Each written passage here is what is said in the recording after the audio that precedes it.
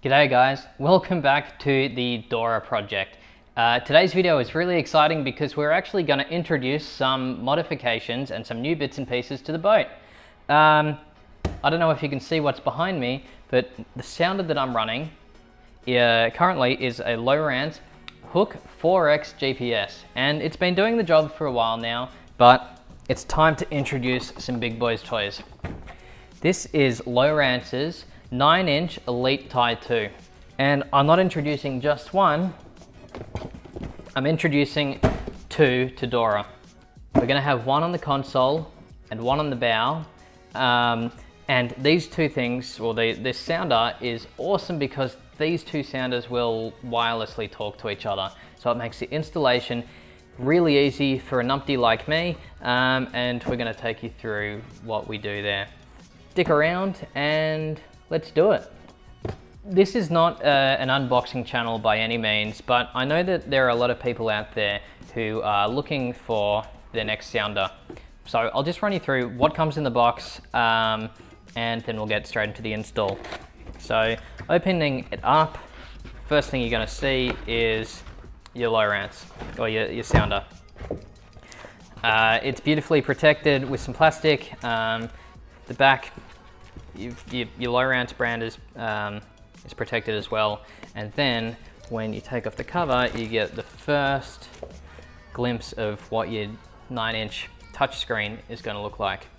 I'm really excited. I've never owned a touchscreen before. It'll be really interesting. So moving right along, you will also get a transducer with a beautifully long cable. That's going to be plenty long enough for this 4-meter boat. So we'll put that to the side. We have our power cable. We have a bag here that has our locking turn knobs for the bracketry. But also what we've got in here is a blade fuse holder for our power cable.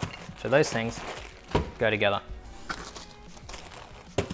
We have some stainless steel hardware and some zip ties. It's even really nice that the hardware comes with some Loctite, because some people are pretty rough on their gear and you need to know it's secure. The first sign of your bracket, and for me it's really nice to see that the bracket is actually, I think it's an aluminium bracket. It even feels lighter than that. Maybe it's a magnesium alloy. But you got some great knurled plastic components on the inside which will lock your sounder from rotating. We have our steel bracketry for the transducer, so this will obviously mount to the top of this, like so. Really nice. And then lastly, what we have in the box is some literature. So you've got a quick guide in a few different languages. You have a card for contact information if you need some help. And you have the user manual, or the installation manual here. Because I've had two, I've been able to open one up and have a squiz and read through the whole thing to find out what we're doing. I would suggest that you guys read it too. This video shouldn't be a substitute entirely for these manuals, but hopefully it gets you moving along. So let's get on to removing our old sounder. One of the most important things when you are dealing with electronics on your boat is when you are fiddling with that stuff, as in installing a new sounder, electric motor, anything, you're fiddling with the electronics, it's really important to disengage and stop any current from running through the electronics. So I'm back here and I'm going to remove all of my cables from the battery. Now, I'm sure some of you are thinking, look, you only need to take off the positives and you're fine. And technically you're probably correct, but in my head, I'd just rather not play with fire or electricity, and I'm just going to remove everything. And it really doesn't take me any extra time. And we're done. So just fix your hardware loosely back to the terminals, just so you don't lose it, because you don't want to lose this stuff. and we're on to the next step. So meet you at the console. So we are at the console right now because we have an old sounder here. Some of you guys are probably doing a virgin install of a sounder onto your boat, but I need to get rid of this.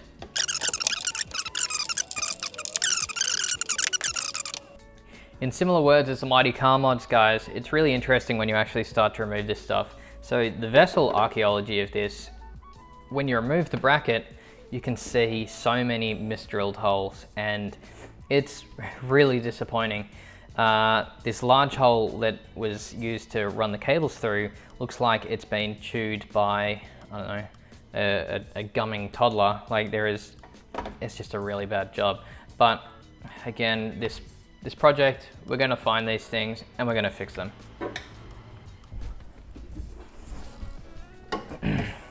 So the next step after removing everything is actually removing all of the old wiring. The power cable for the Elite Ti2s is entirely different to what the Hook 4 is running. I'm gonna remove this, remove the old transducer, and start wiring up the Elite Ti2s. So I'm armed with my scissors, and now we're just gonna cut the cable ties and pull this stuff out. But what I've noticed is there is a splash guard at the rear here where the transducer cable comes up through the transom and then obviously runs up and through to the sounder, but that's been riveted in there, which is a pain in the ass because now I have to remove those rivets. But with the close-up, you'll see how bad of a job these guys have done. It's really disappointing. Again, this vessel archaeology, it's I don't think it ever comes up with good things, but that's what happens when you buy a second-hand boat.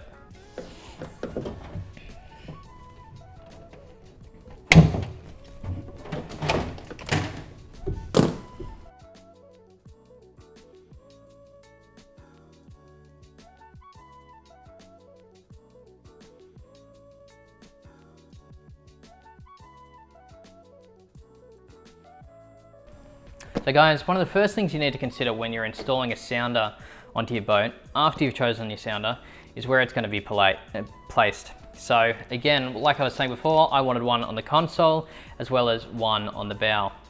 Now for me, the decision is a little easier because I've already got some pretty gnarly holes drilled in the top of my console here. So I kind of don't want to see them, and I'm going to try and cover them up. But at the same time, this bracket is really quite wide because what you can see is the size difference of these two units. And I don't know if I'm going to be able to use the same hole. So using your bracket, have a look where you're going to be able to mount it. And I'm almost 2 inches or 50 mil away from where the original sounder was. And what I won't be able to cover in this part, but in the second part, is the actual fixture of this stuff down there.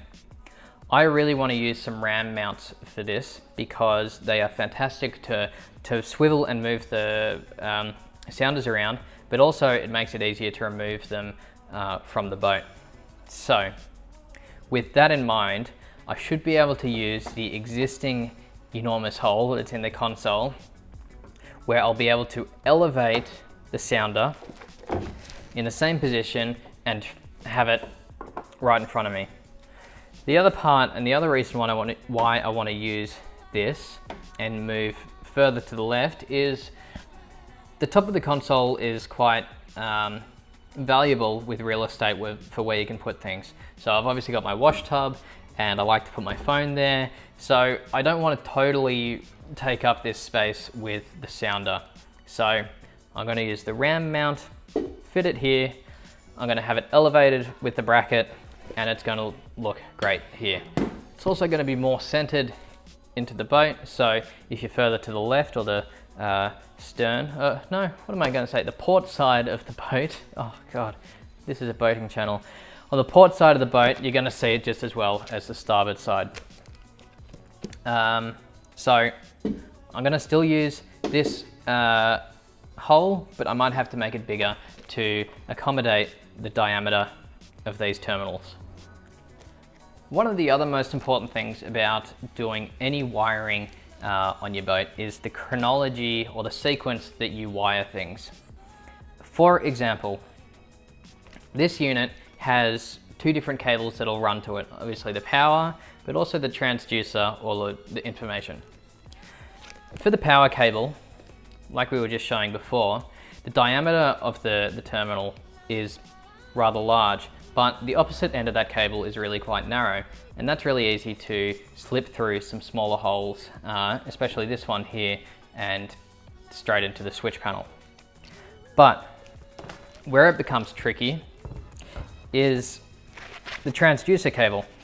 So the transducer is obviously very large. Again, this is probably 2 inches wide. And the opposite end is similar in size to the terminal for the power. Now, there isn't a thin end to these cables, so we have to consider the way that it goes in. I'm not going to chop this because there are so many cables in that, and I also don't need to if I do this intelligently. But what I do know is this is the largest common denominator in terms of the hole size that everything needs to be fed through. So I know that this needs to go through the transom at the back there, but this also needs to go through the hole in the console. I'm going to measure this up, and I'm going to drill the hole just oversized so this can be fed through really easily. What would probably be best to do this job is a Christmas tree drill or a step drill. And I'm pretty sure I've got one of those laying around, and we're just going to open up these holes.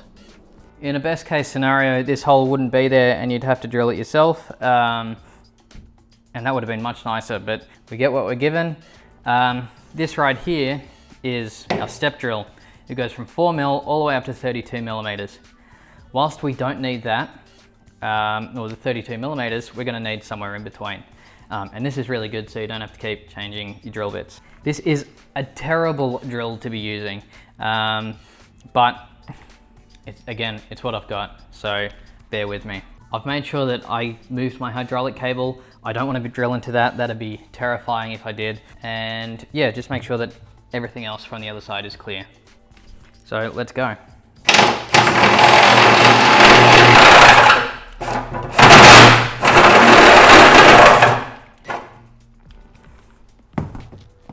Now, I think we're there.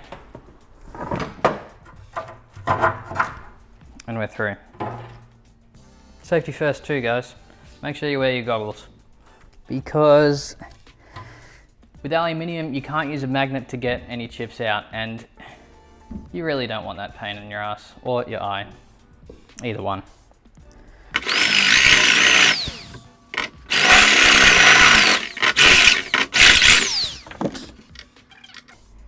Oh, so easy. Just change your power drill a couple of times. But in all seriousness, now that you've done that, it's really a good time to actually clean up and vacuum all of this stuff.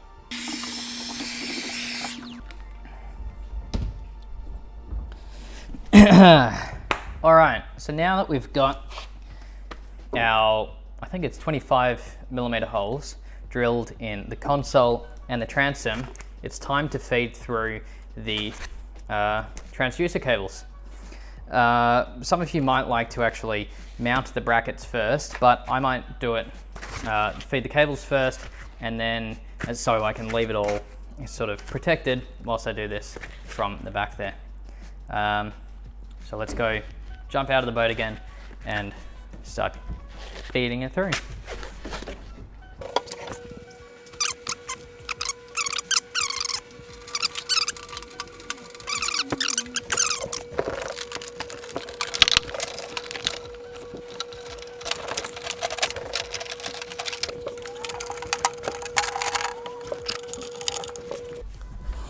All right, so everything is now routed the way that I want it.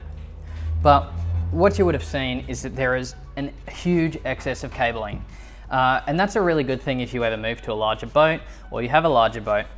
Instead of having this mass of cable dangling at my feet, I'm gonna have the amount that I want sticking out the top here, and I'm gonna pull it back, and I'm gonna have a service loop at the transom here, like I did with the hook 4. So now all I'm doing is pulling back the excess so it's looped at the back.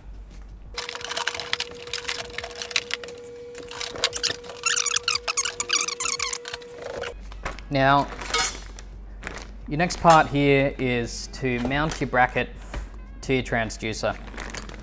You've got your bracket, which comes in 2 different pieces. So you have the flat section that mounts directly to the transducer, and then this is the component that fits directly to the transom.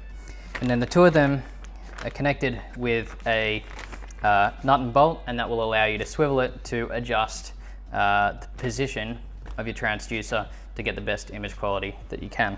So what we're doing here, guys, is just using the button head Phillips screws with a small spring washer, and they're just going through the 6 mounting threads in the transducer, obviously through our bracket.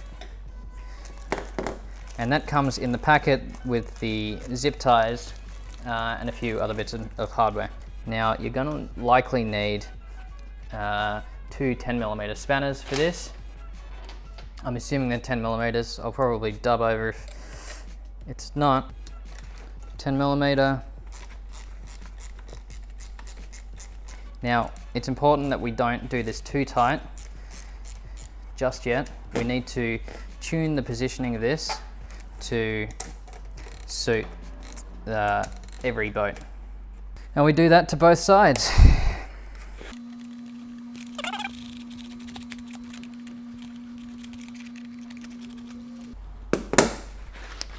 And so that is essentially what you'd like it to look like.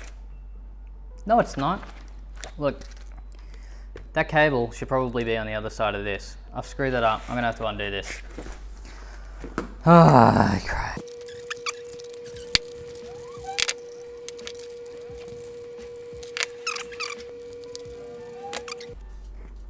So that's actually what you want it to look like. You want the cable to be on the outside, because obviously you don't want it to be kinked on the bottom and then crushed between the transom and this mount.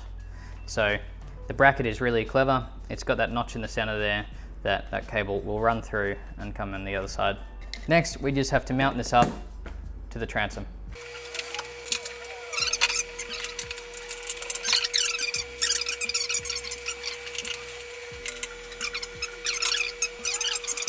In your kit, we were showing you earlier, but you get an inline fuse as well as the fuse as well, which is really nice. You don't have to go out and buy one.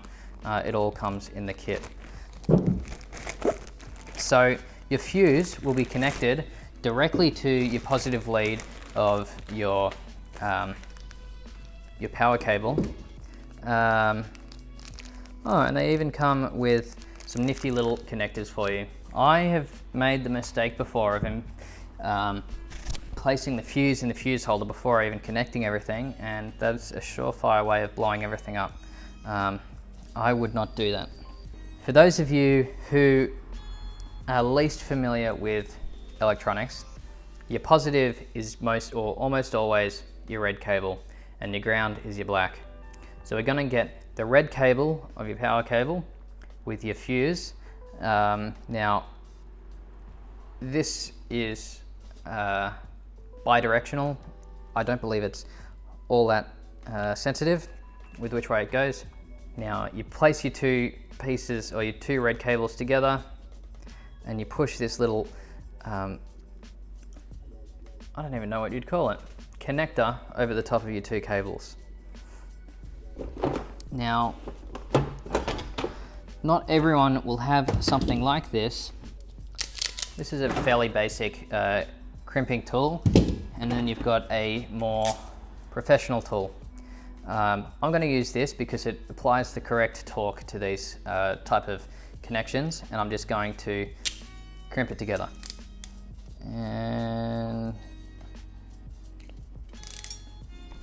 And we're crimped up.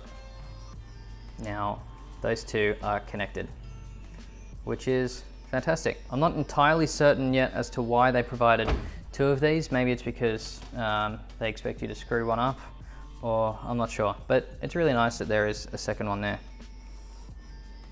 Now, all we need to do is connect this positive cable and this ground to our switchboard or to our bus bar. And the way that I'm going to use that is with some of these connections. You'll get these from J-Car or any electronics store. They're everywhere. I'm going to use the fork type connection because they are really easy to install into these switch panels. Again, you're going to want a crimping tool like this to crimp these, and just make sure that you get the correct torque.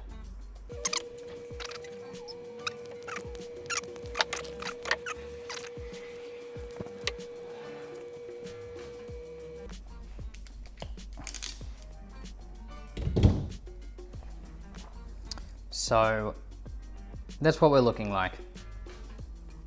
So what you could imagine is your power is coming from the battery, it's going through the fuse and protecting your equipment, comes through, goes into your sounder, and then everything comes out in the ground. Just make sure that this connection, there's no bare wires, and neither of these are going to short out. Obviously you're going to have troubles if that's the case. Now, you know what I was saying about chronology of things? Think about it first, because how am I going to get this through that hole? And that's exactly why they give you a spare one of these. Oh God, how embarrassing. Learn from me, don't do what I do.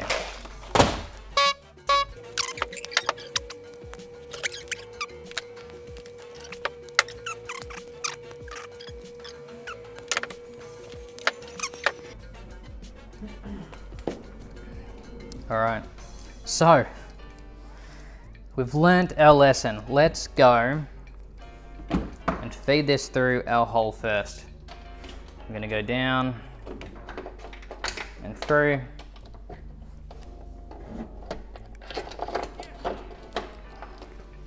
Now we're at the back here. Now we can do our stuff again. Oh, sometimes I am so smart.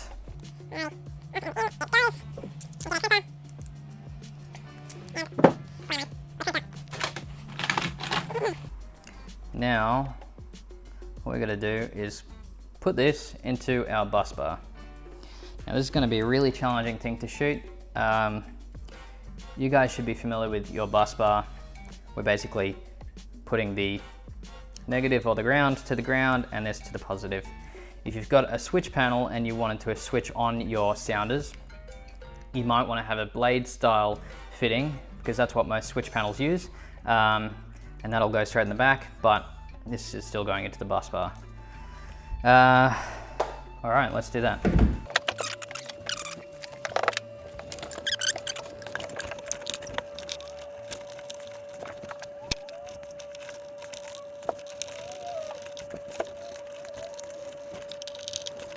All right guys, this is really challenging to film, so bear with me.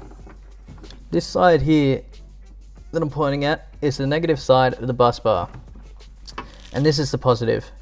So anything that I want to hook up, I can hook to this positive electrode or this positive bar, and I can run it through. The reason why I'm connecting directly to the bus bar is because the sounders already have a switch to turn them on and off. If they didn't, or if you have heaps of electronics that you want to just turn off at the flick of a switch, you can just go straight into the switch panel, but I'm happy to go straight into this bus bar. So, just a quick recap. We've got our transducer, our sonar information, and we've got our power. Now, if you can remember, we haven't got the terminal switched on, or the bus bar or the switch panel connected to the battery, but we also don't have the blade fuse in the fuse holder. So what we're going to do first is connect the bus bar terminals to the battery. We're then going to put the blade fuse in, and then we're going to connect the sounder. We're just going to do a test to see if we're getting any power.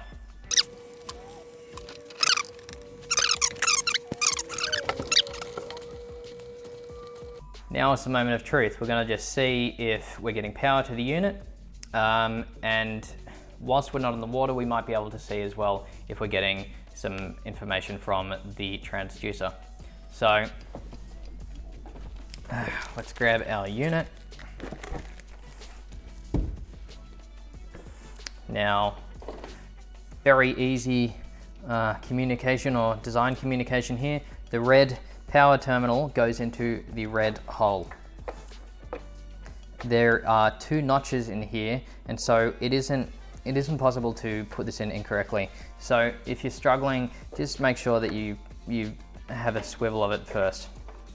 A good way of eyeballing it is the ribs on this molding here run parallel with the base of this the sounder. So just go straight in there, and now you're going to twist the collar of the terminal until it clicks. Very similar on the opposite side. We've got the sonar port. This doesn't have the ribs to line up, so you're going to have to eyeball it a bit more. There is an oval molded in the this terminal, and we just line that up to the top of the sounder. So now we've got those 2 connected. I've got fingerprints all over this new sounder, and fingers crossed, we heard a beep, and there we go. That looks real pretty. So guys, that is basically the rundown of the rigging of the electronics. We don't have enough hours in the day today to tackle the front mount. Obviously the power system is exactly the same. I'm still not sure on how we mount or connect the 2 wirelessly. I'm sure that's going to be just as much of a breeze, but it's so exciting to see that DORA's moved from this tiny unit into this beautiful beast. And you know, how good does that look? What we've also got coming up in the next video, whilst we're going to connect the 2 sounders together, is we're going to talk about, or we're going to show you how to use the RAM mounts and setting that up, but also installing some Burley Pro visors. So thank you for stopping by and watching this video. It's always appreciated that you guys take the time to suss us out. If you haven't already, please consider subscribing. It means a hell of a lot to us, and we're going to keep trying to churn out these videos for you. DORA thanks you as well. Good old DORA. She's coming to, she's finding her place, and we'll see you in the next one where DORA becomes even prettier. Thanks guys.